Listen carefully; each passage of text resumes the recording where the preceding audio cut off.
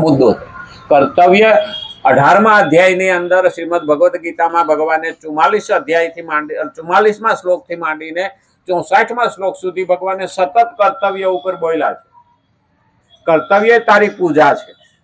પૂજાનો અર્થ ડોશી કે ડોહા કે ઘરવાળો ચા પાણી વિના ટળવળતો હોય, માતાની આરતી ને માતાને દીવાને એની પૂજામાં માળામાં બેસી જાય તો એ આપણે કર્તવ્ય નિભાવ્યું નથી. ભગવાન એ સ્વીકારતો નથી. તો પહેલા કીધું છે કર્તવ્ય એ તારી પૂજા કરીને તું પછી મારી પાસે ઉમરા વાળી આટા મારતી હોય, ફટેલા લુગડા પહેરતી હોય, ડુંગરા વાળીને 5000ની ચૂંદડી ચડાવે તો માં સ્વીકારે નહીં. ઉમરા વાળીને હાથે તો ડુંગરા વાળી રાજી થાય. એટલે કીધું છે કે કર્તવ્ય તારે પહેલા નિભાવવું. હવે કર્તવ્ય જ્યાં સુધી માણસ પૂજા ન સમજે ત્યાં સુધી યોગ્ય રીતે કર્તવ્ય નિભાવતો નથી. દરેકની કર્તવ્ય નિભાવવાની જવાબદારી. આજે માણસ શું છે, હક માગે, કર્તવ્ય નિભાવતો નથી. હકની ભાષા બધા બોલવા માંડ્યા છે. હક ત્યારે જ મળે જ્યારે કર્તવ્ય પૂરેપૂરું નિભાવ્યું હોય તો. કારણ કે કર્તવ્ય નિભાવવું એ આપણી પૂજા છે અને કર્તવ્ય નિભાવશું તો હક તો આપોઆપ મળી જાય. જેવી રીતે સત્કર્મ કરીશું તો ફળ માગવાની જરૂર નથી, એની વેળે આવવાનું છે. અને દુષ્કર્મ કરશું તો પણ ફળ નહીં માગીએ તો પણ આવવાનું છે. એમ કર્તવ્ય નિભાવશું તો હક તો આપને મળવાનું છે. બાળક કોઈ પણ કુટુંબમાં જન્મે ને એટલે એ કુટુંબનું હકદાર બની ગયું. પણ આજે હકની ભાષા દરેક બોલે છે, પણ ફરજની ભાષા, કર્તવ્યની ભાષા કોઈ બોલતા નથી. ભગવત ગીતા એમ કે છે કે કર્તવ્ય એ તારી પૂજા છે. એટલે કીધું છે કર્તવ્ય અને કર્મ. હવે કર્મ કેવું કરવું એમાં આપણે સ્વતંત્ર છે. આપણે ક્યાંય ભગવાને હાથ પકડ્યો નથી. તું સારા કર્મો કર, ખરાબ કર્મો કર, પણ કર્મ કરવાની તને સ્વતંત્રતા. પણ ફળ મારા હાથમાં. ભગવાને શું કીધું, તું ફળ નહીં માગે ને તો પણ હું તારે ત્યાં ફળ મોકલીશ. એટલે આપણે એની તો ચિંતા કરવાની નથી. ધર્મ કરીએ ને તો ભગવાન પણ માગવું પડે, પણ કર્મ કરીએ ને તો કરેલા કર્મના બદલા તો દેવા જ પડે. હવને નડે. રાવણ જેવા રાવણને છોડ્યો નહીં.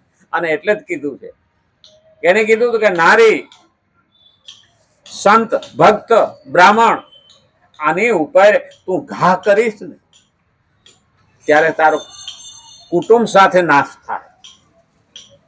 તો જોઈ લ્યો, રાવણ, કંસ, જરાસંઘ, દુર્યોધન આને આ ધંધો કર્યો. આ બધાના પરિણામ શું આવ્યા? પણ આપણે જયારે કરતા હોઈએ ને એવા કર્મો ત્યારે આપણે શું કહીએ, તેદીની વાત તેદી. તો દુર્યોધનને એમ જ હતું. જયારે ભીમની ગદા પડી ને હાથળમાં, છેલ્લું મોતની ગદા પડી અને ત્યારે શું બોલ્યો, હે કૃષ્ણ કે કહ્યું ત્યારે જો હું માયનો હોત તો મારો આ દાડો આવત નહીં.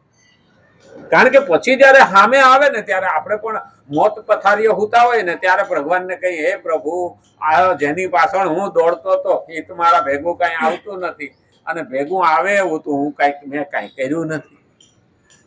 પણ પછી ચીડિયા ચૂગ ગઈ ખેત તો પસ્તાને સે ક્યાં ફાયદા. આપણે કહીએ ને કે ભાઈ ઘોડા દોડી ગયા પછી તબેલા તાળા શું કામ. આપણે અંતકાળે જયારે બનીએ છીએ નહીં, ભગવાને કીધું અંતકાળે મામેવ સ્મરણ. આ વિવેક હોવો જોઈએ.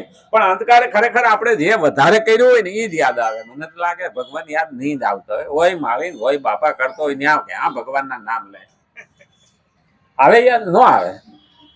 હા, તો ભગવાને કીધું છે કે તું જે વધારે કરીશ ને એ તને છેલ્લે યાદ આવશે. તો જે વધારે કરવાનું ને ના ના આપણે શું કહીએ, અમને તો કઈ યાદ જ નથી રહેતું, અમને તો આવું છે, અમને કઈ મગજમાં ઉતરતું જ નથી. હા, અમે તો એક માજીને મળવા ગયા હતા ને તો કીધું ભાઈ ભેં આગળ ભાગવત નાકામું છે, મને કશું યાદ રહેતું નથી. તમે મેલોક માથાકૂટ કે આ ભગવાન ભગવાનની મને વાત ના કરો કે 80-82 વર્ષ ત્યાં કે હવે કઈ યાદ નથી રહેતું. હારું માજી, આપણે બેઠા, બીજું હું વાતો કરીએ. એને વાતો કરતા હતા. મારા દેરને પરણાયો હતો, મારા દેરાણી લાયા હતા. હું 17 વર્ષની હતી, લગ્ન થયા હતા. મારા ઘરેણા બધા સડાયા હતા. મેં બધા ઘરેણા ઉતારીને મારા દેરાણીને સડાવ્યા કે હાર હતો, બાજુબંધ હતા, બંગડીઓ હતી, બેરખો હતો, ટીકો હતો. આખું માંથી લિસ્ટ બોલી ગયા. હજી મને નથી દીધા લ્યો કે હું કહું માજી તમે કહો ને મને કઈ યાદ નથી રહેતું, આ તો 60 વર્ષ પહેલાનું છે. આ કેમ યાદ રહ્યું? તમે એક એક ઘરેણાનું નામ બોલ્યા, આ કેમ યાદ રહ્યું? કે રોજ સવાર દાડો ઉગે ને મને યાદ આવે. હું કહું દાડો ઉગે ને યાદ આવે ને, ઘરેણા ભેગા આવવાના? તો ના રે ના, કઈ ભેગા આવવાના નથી. હું કહું તો દાડો ઉગે ને રામનું નામ લો ને. તમે આ ઘરેણાનું નામ લો છો એટલે 60 વર્ષ પહેલાનું જો યાદ રહેતું હોય તો અટાણે તમે જે ભગવાનનું નામ લેવો યાદ રહે કે નહીં રહે? પહેલા કે ત્યાં તો મને પકડી લીધી. હું કહું આ એ જ મહત્વનું છે. આપણે બાના બતાવીએ છીએ પણ આપણે નામ લેતા નથી. સહસ્ત્ર નામ તતુલ્ય રામ નામ વરાનને. 1000 નામ બરાબર છે એક રામનું નામ. એક ભગવાનના 1000 બરાબર એક રામ નામ છે. પણ આપણે રામ રામ નો ગયા. આમ ઘણા ને સામે આવતા હોય કે રામ રામ, તો હું આ દશેરીઓ લાવ છે પણ બોલો મોઢામાં જ નહીં બોલો. અલા ભાઈ તને હું આમાં દાખલો પડે, પેટ્રોલ બળી જાય પણ ન બોલે. અને એટલે યાદ રાખ્યું, કર્તવ્ય અને કર્મોને મારામાં સમર્પિત કામના. સમર્પીને કામના રહિત. ભગવાન શું કીધું? કર્તવ્ય અને કર્મ ભગવાનમાં સમર્પિત કરવા. હવે પેલું આપણે જેટલી ઘરમાં ફરજ આવે, જેટલા કામના છે, જેટલી આપણી કર્તવ્ય છે એ બધા નિભાવીએ ને, એને પૂજા સમજીએ ને, તો એ કર્તવ્ય પણ મારા પ્રભુને અર્પણ. એ કર્તવ્ય ભગવાનને અર્પણ એટલે કર્તવ્ય પણ આપણને બાધક બનતા નથી. અને આપણી પૂજા સમજી લીધી. અને કર્મ જે કોઈ કર્મ કરીએ છીએ ને એ મારા માટે હું કરતો નથી. ખરેખર આમ જોવા જઈએ ને તો બહેનો રસોઈ કરે ને, ઘરમાં 5 માણસનું 7 માણસનું કુટુંબ હોય ને, પણ બહેનોએ કોઈ દી એવું નહીં કીધું હોય કે હું મારા હાટું રસોઈ કરું. એ રસોઈ કરે છે ને એમાં બધાની આવે, એમાં ભેગી એની આવે કે ન આવે, પણ એને કોઈ દી કીધું કે મારા હાટું. અરે શાકભાજી લેવા જાય ને, અટાણની તો ઠીક છે, અટાણની વાત જ નથી કરું, પણ આપણા જૂના કાળની વાત કરીએ ને તો બેનો શાકભાજી લેવા જાય ને તો પેલા ઘરવાળાનું નામ લે. એને ભેંડો નહીં ભાવતો, રીંગણા લઈ જાઓ. એટલે બેન પણ યારે આવી વાત કરશે એટલે એમાં પોતાનું અસ્તિત્વ આવી ગયું. એને કોઈ દી પોતાનું અલગ અસ્તિત્વ બતાવ્યું નહીં. તો અહીંયા કર્તવ્ય અને કર્મોની અંદર મારા પ્રભુ માટે કરું છું, બસ આટલું જયારે આવી જાય ને માણસના મનની અંદર, તો એ કાર્ય ભક્તિ બની, એ કાર્ય પૂજા બની. અને એટલે જ કીધું છે કે બીજાના હિતમાં જેને વિચાર કર્યો ને એ કર્મયોગી કહેવાનો, અને પોતાના હિતમાં જેને વિચાર કર્યો ને એ કર્મો કહેવાનો. કર્મો અને કર્મયોગ આ બંનેમાં ફરક આવ્યો. એટલે તો મહાભારતના 3 પાત્ર લીધા કર્મને સમજવા માટે. એક કર્ણ હતો, એક દુર્યોધન હતો અને એક અર્જુન હતો. આ ત્રણેય કર્મ કરતા. તો ભગવાને કયો પ્રિય લાગ્યો? અર્જુન. કારણ અર્જુન ભગવાન માટે કર્મ કરતો. એક કર્મ એ થયું. દુર્યોધન પોતાના સ્વાર્થ માટે, બીજાનું સારું થાય કે હાંતું થાય વિચાર કર્યા વિના કર્મો કરતો. એ કોણ? તો કે દુર્યોધન. હવે ત્રીજું કર્મ કયું? કર્ણ. કર્ણ હારું હાંતું વિચાર કર્યા વિના ભાઈબંધ માટે કર્મ કરતો હતો, પોતા માટે કર્મ કરતો નહોતો. જયારે અંતકાળે ભગવાને દર્શન દીધા કર્ણને, ત્યારે કર્ણએ ભગવાનને પ્રશ્ન કર્યો, મેં પ્રભુ કોઈ પાપ કર્યું નથી, મેં તો ઉલટાનું દાન કર્યું હોનાનું, મેં કોઈ પાપ નથી કર્યું, આવી સજા કેમ? ત્યારે ભગવાન એટલું બોલ્યા હતા કે ત્યાં હારા હાહતાનો વિચાર કર્યા વિના દુર્યોધન માટે કર્મ કર્યું છે, એનો પાપનો ભાગીદાર શું થયો? એટલે આપણે પરમાર્થ માટે કામ કરીએ ને તો પણ સારું થાય છે, ખાતું છે, એ વિચાર્યા વિના દેવું નહીં. એ વિચાર્યા વિના પરમાર્થ કરવો નહીં. પહેલું કર્મ પોતાના માટે, બીજું કર્મ પરમાર્થ માટે, ને ત્રીજું કર્મ ભગવાન માટે. તો આ ત્રણેય પાત્ર આવી ગયા કે ન આવી? તો એમાં આપણે કેવું બનવું? ભલે પરમાર્થ માટે કરીએ. સરોવર તરુવર સંતજન, ચોથા વર્ષે મેઘ, પરમાર્થને કારણે ચારે ધર્યો દેવ. આ પરમાર્થ કહેવાય. સરોવર એટલે તળાવ. પંખીડાય પીએ, પશુ પીએ, માણસ પીએ, દરેક પીએ. હારો માણસ પીએ ને હાથોય પીએ. સરોવર. તરુવર કહેતા ઝાડવું, છાંયો આપે, ફળ આપે બીજા માટે, અને બીજાને માળો બનાવાય આપે. અને મરે ને ત્યારે લાકડા કાયમ આવે. આપણે તો મરીએ તો કાયમ ન આવે, એ તો મરે તો કાયમ આવે. અને જ્યાં સુધી જીવે ત્યાં સુધી પ્રાણવાયુ આવે. સરોવર તરુવર સંતજન. સંતો આપણા જે જીવી ગયા ને એ બીજાના હિત માટે જીવી ગયા છે. સંતજન ચોથા વર્ષે મેઘ, વરસાદ છે એ બીજાના હિત માટે આવે છે. કોઈ દિવસ કોણ સારું કહે કોણ ખરાબ કહે એવું એને જોયું નથી. બસ એને વરસવાનું છે. પછી હરામખોરે પાણી પીએ અને સજ્જન પાણી પીએ અને દુર્જન પાણી. એટલે અહીં કીધું છે મારામાં સમર્પીને કામના રહિત મમત્વ. રહિત કામના એટલે ઈચ્છા, ઈચ્છા રહિત એટલે ઈચ્છા હોવી જોઈએ નહીં. મારા માટેની કોઈ ઈચ્છા નહીં. માણસને ખરેખર દુઃખ આવે છે ને તો ઈચ્છા દુઃખની જનની. જેટલી અંદર ઈચ્છા થાય ને એટલે આપણે દુઃખી થાય. આજે માણસ કહેતો કે ના ના એવું નહીં. માણસને ફોર વ્હીલ લાવવાની ઈચ્છા હોય ને, અહમ નડે એટલે ફોર વ્હીલ લાવવાની ઈચ્છા હોય ને એટલે ડબલ મહેનત કરવી પડે. હવે ડબલ મહેનત કરે ત્યારે પેલા બાઇકને બદલે 4 વ્હીલ વાળું આવે. 4 વ્હીલ વાળું આવે એટલે એના પછી 4 ટાંગા ઘહાય એટલે એમાં પેટ્રોલ નાખવા માટે કમાવવું પડે, પેલું કરવું પડે અને એને પાછું હાંસવવું પડે. જેટલી સગવડ થાય એટલી અગવડ આવવાની. હા તો અને કોઈને બુદ્ધિ વિનાનો ન સમજવો. કારણ ઘણી વખત આપણે કહીએ ને હવે એ તો મેલા ઘેલા કપડા વાળો છે એમાં હું અક્કલ હોય. ઓલા એ 4 વ્હીલ લઈને નીકળ્યો તો હા પંચર પડ્યું. હવે ત્યાં કોઈ એટલામાં પેલા ફોરમેન નહીં, રિપેર કરવા વાળો નહીં એટલે જાતે જ જેક ચડાવી અને ટાયર બદલવું પડે ને સ્પેર વ્હીલ બદલવું પડે.